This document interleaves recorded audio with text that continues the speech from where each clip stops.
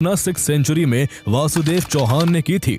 इसी वंश में आगे चलकर 11th सेंचुरी में सोमेश्वर चौहान नाम के एक पराक्रमी राजा हुए।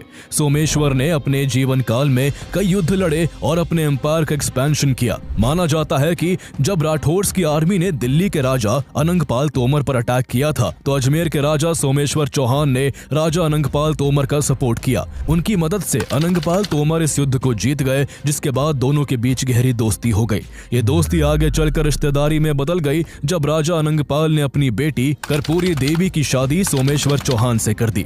अनंगपाल तोमर की दूसरी बेटी रूप सुंदरी की शादी कन्नौज के राजा विजयपाल से हुई, जिन्हें बाद में एक बेटा हुआ जिसका नाम जयचंद रखा गया।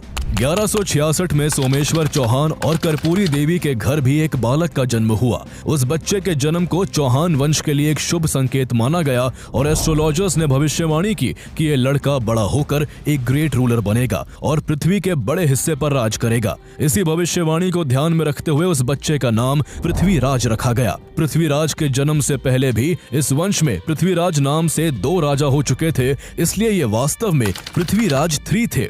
उन्हें राय पिथोरा नाम से भी जाना गया। पृथ्वीराज का बचपन किसी साधारण राजकुमार की तरह नहीं था। कहते हैं कि पूत के पांव पालने में ही दिख जाते हैं। ठीक उसी तरह बचपन से ही उनकी असाधारण प्रतिभा झलकने लगी थी। पृथ्वीराज चौहान को बहुत सारी लैंग्वेजेस की डीप नॉलेज थी और वो history, mathematics, medicine, military, science और फिलॉसफी जैसे सब्जेक्ट्स में भी प्रोफिशिएंट थे। उनकी सबसे खास कला शब्द भेदी बाण चलाना थी। इसमें वो अपनी आंखें बंद करके केवल आवाज सुनकर लक्ष्य को भेद सकते थे। तीर चलाने में उन्हें इतनी महारत हासिल थी कि बड़े बड़े योद्धा भी उनका मुकाबला नहीं कर पाते थे। सिर्फ तीर चलाने में ही नहीं बल्कि तलवार और भाला चलाने में भी वो माहिर थे। उनकी ताकत और निडरता का एक उदाहरण युवावस्था की एक